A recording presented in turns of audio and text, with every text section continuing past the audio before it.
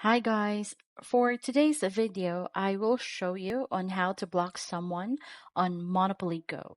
So if you're playing Monopoly Go and finding out that someone is attacking you in a little too frequently or whatever your reasons are, I've got the answer for you.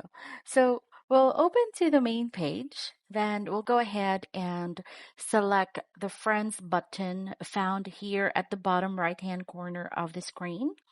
You should show a screen that looks like this and go to the leaderboard tab and select on friends and select the person you want to remove.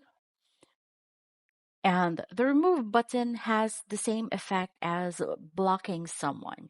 So once I select the person's name, it will show an option removed, and then you just click on remove.